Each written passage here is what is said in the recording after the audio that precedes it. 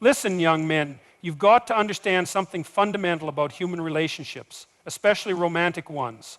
People do not walk around announcing their deepest emotions. They guard them, they test them, they signal them before they admit them. And when a woman starts to develop genuine feelings for you, she won't just say, hey, by the way, I'm falling in love. No, she'll express it in ways that require your attention, your awareness, and your competence as a man who understands social nuance. Listen, young men, you've got to understand something fundamental about human relationships, especially romantic ones. People do not walk around announcing their deepest emotions. They guard them, they test them, they signal them before they admit them. And when a woman starts to develop genuine feelings for you, she won't just say, hey, by the way, I'm falling in love. No, she'll express it in ways that require your attention, your awareness, and your confidence as a man who understands social nuance. Trust is the foundation of every meaningful relationship, yet it is not something given freely. It must be earned, and once broken, it is nearly impossible to rebuild. When a woman says, I don't usually tell people this, but she is extending a rare opportunity. This is not a casual remark. It is a test, a challenge, and an invitation all at once. She is placing a piece of her soul in your hands, not because she is reckless, but because something in you has made her believe, if only for a moment, that you might be worthy of it. And how you respond will determine whether she leans in or pulls away forever. Most men fail to understand the weight of this moment. They think it's just another part of the conversation, another detail in the endless flow of words exchanged between two people. But that's not what's happening here. She is not talking to fill the silence. She is not revealing something personal because she enjoys casual vulnerability. No, she is testing the waters, searching for something that cannot be seen on the surface. She wants to know, are you safe? Are you strong enough to hold what she carries? Will you mock her? Will you minimize what she has just risked revealing? Or will you prove yourself to be a man who understands the gravity of what is unfolding? Women are not reckless with their emotions. They are wired for self-preservation, honed by evolution to detect threats long before they become dangers. When she lets you see behind the curtain, it is because something in her instincts tells her you might be She has spent her entire life navigating the world full of emotional safety. If she chooses to open up, even slightly, it is because she senses that you may be something rare, and that is precisely where most men fail. They respond with casual indifference, or worse, with arrogance, treating her vulnerability as a game or a trophy. They mistake her moment of honesty for an invitation to take control, to insert their own stories, to make it about themselves. But she is not looking for a man who overpowers her moment with his own. She is looking for a man who can hold space, who can absorb her words with the kind of presence that tells her she is truly being heard. Because trust is not built in grand gestures. It is built in moments like these, in the subtle exchanges that most people overlook. It is built in the way you hold silence, in the steadiness of your gaze, in the quiet strength of your response. A woman does not fall for a man because he impresses her with words. She falls for him because, in a world full of noise, he makes her feel heard. And once that foundation is set, once she knows that she can trust you with the small things, she will begin to trust you with the big things. She will let you into the parts of herself that she has kept locked away, not because she is weak, but because she has been waiting for someone strong enough to handle them. She will test you with deeper truths, with parts of her past that have shaped her, with fears she has never voiced aloud. And if you pass that test, if you prove yourself to be a man who can hold space for her without judgment, she will begin to see you as more than just a passing interest. This is where real attraction is forged not in fleeting chemistry, not in empty flirtation, but in the realization that she has found something rare. And once that realization takes root, everything changes, because a woman who feels emotionally safe will not hold back. She will invest, she will nurture, she will give of herself in ways she never would to a man who remains on the surface. She will see you not as an option, but as a necessity. But understand this is not about playing a role. You cannot fake presence. You cannot manufacture genuine interest. If you are only listening to get something in return, she will know. If you are pretending to care while secretly waiting for your turn to speak, she will feel it. Women have an uncanny ability to detect inauthenticity. If you are not truly engaged, if you are not truly present, you will lose her before you even realize what happened. So when she says, I don't usually tell people this, but stop. Stop thinking about what you're going to say next. Stop trying to be impressive. Stop treating this as just another conversation. Recognize it for what it is, a doorway, a moment where everything could change. And if you step through that doorway with the right kind of awareness, with the right kind of integrity, you will find yourself in a place that most men never reach. Because in the end, attraction is not just about looks or charm or status. It is about trust. It is about depth. It is about making a woman feel something she rarely feels in this world safe. And the man who can do that, who can understand the power of that moment and handle it with the respect it deserves, will find himself in the rarest position of all. He will not just win her interest. He will win her heart. When a woman tells you, you remind me of, it is never just a casual remark. It is a glimpse into how she categorizes you in her mind, and that categorization is everything. People do not compare things randomly. They compare them based on deep psychological patterns, unconscious associations, and personal experiences that have shaped their worldview. And when she associates you with someone meaningful, with someone admirable, with someone who left a lasting imprint on her, she is signaling something profound, whether she realizes it or not. This is not just about surface-level resemblances. It is not about looking like a celebrity, sounding like a musician, or dressing like an actor. It is about what you represent to her. It is about how you make her feel about the traits she perceives in you that connect to something deeper within her past. She is revealing a hidden truth about how she sees you, about the way you resonate with something or someone that holds power over her emotions. And that is not something to take lightly. Most men dismiss this statement. They laugh it off. They change the subject. They assume it's nothing. But that is the mistake of a man who does not understand human nature, who does not comprehend the layers of emotion hidden beneath words. Because when she says, you remind me of, she is telling you something about herself, about her desires, about the archetypes that shape her view of the world. She is revealing what draws her in, what she respects, what she. If she compares you to a great leader, a beloved mentor, a strong father figure, she is telling you that she sees stability in you. She sees wisdom, protection, guidance. She sees a man who carries a presence that commands respect without demanding it. This means she does not just view you as someone she is attracted to, she sees you as someone she could trust, someone she could follow, someone she could build something with. That comparison is not an accident. It is a signal, an invitation into a role she is unconsciously placing you in. If she compares you to a fictional character, a hero from a story she admires, she is revealing the blueprint of her romantic ideals. People do not idolize characters for no reason. They project their own needs, their own dreams, their own emotional cravings onto them. And if she sees those same qualities in you, it means she is starting to weave you into the fabric of her own story. It means you're occupying space in her imagination, in the part of her mind where attraction is not just physical but symbolic.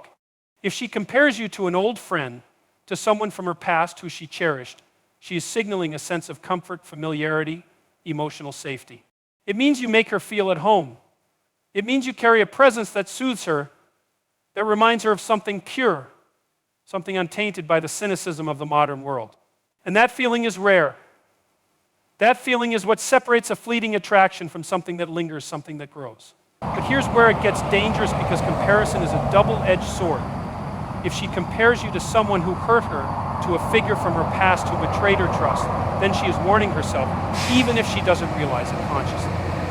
She is projecting past wounds onto you, bracing for history to repeat itself. And if you do not recognize this, if you do not pay attention to the underlying emotion behind her words, you will walk straight into a minefield without realizing it. This is why self-awareness is everything. A man who understands the power of comparison will not just hear what she says, he will decode it. He will read between the lines, understanding that attraction is not just about who you are today, but about what you represent to her subconscious mind. He will take her words seriously, not because he is desperate for validation, but because he understands that people reveal their true feelings in subtle, indirect ways. And the man who can interpret those signals with precision will always be 10 steps ahead of the men who stumble through conversations blindly. She may not even know why she is drawn to you. She may not even realize why she made the comparison in the first place. But that is the nature of attraction. It is not logical. It is not calculated. It is instinctual, emotional, woven from the fabric of experiences. She may not even fully understand herself.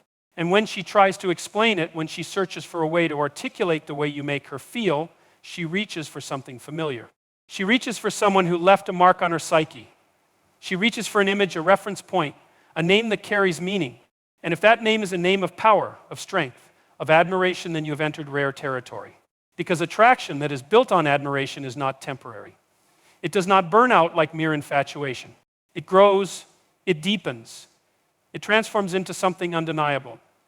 But if you do not recognize it, if you dismiss it as just another sentence in the conversation, you will never know how close you were to unlocking something extraordinary. This is why men who understand psychology, men who listen, men who observe these are the men who thrive in relationships. They are not just reacting to words on the surface, they are deciphering the meaning beneath them.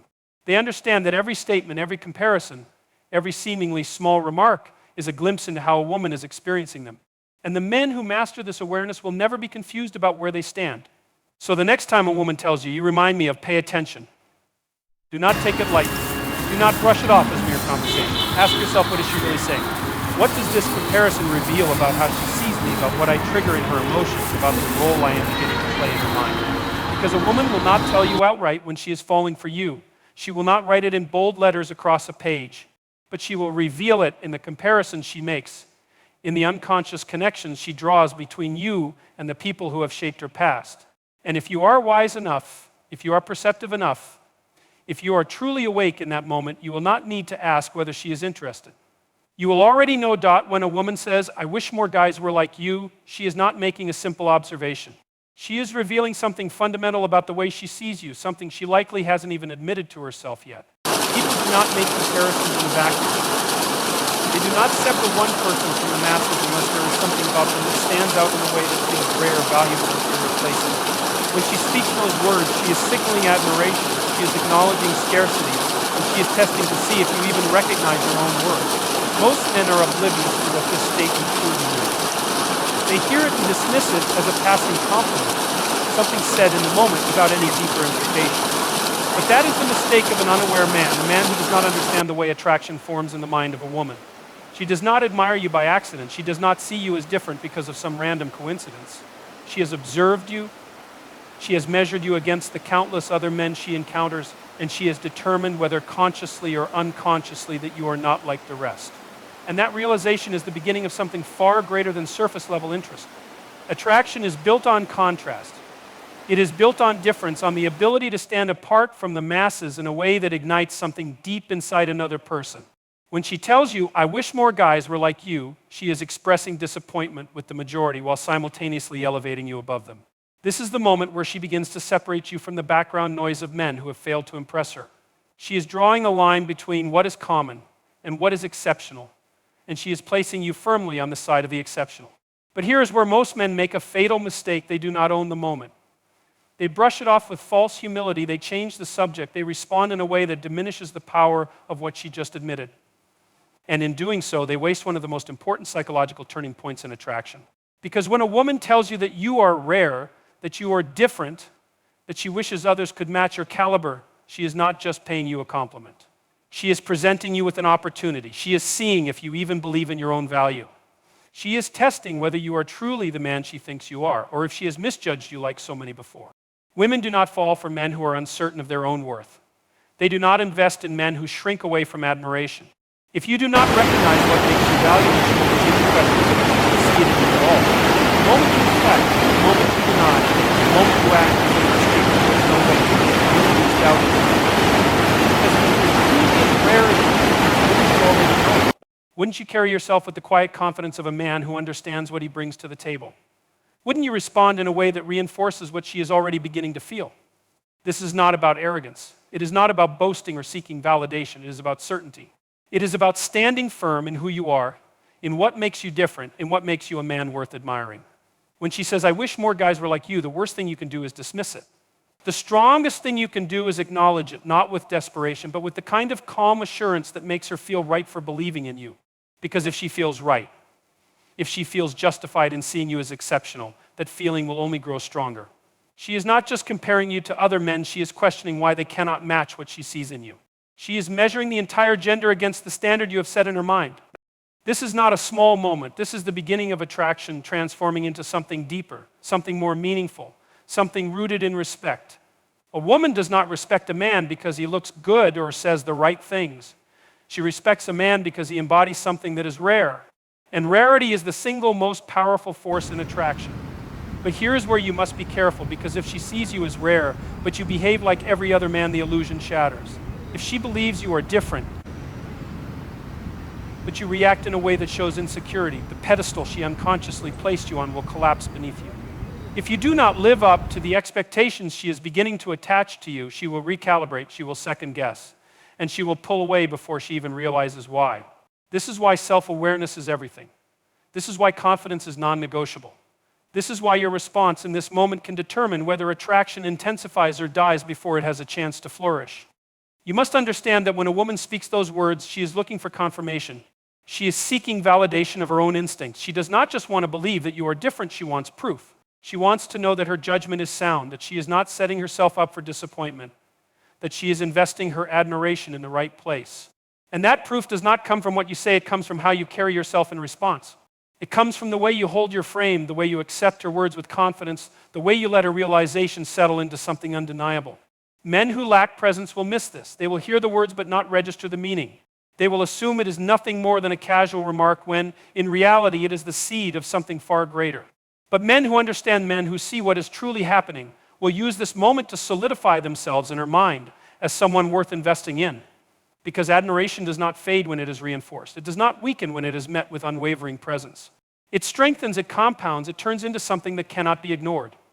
This is why women chase men who do not need to be chased. This is why they invest in men who seem already complete. Because when she tells you that she wishes more men were like you, she is searching for a reason to believe it.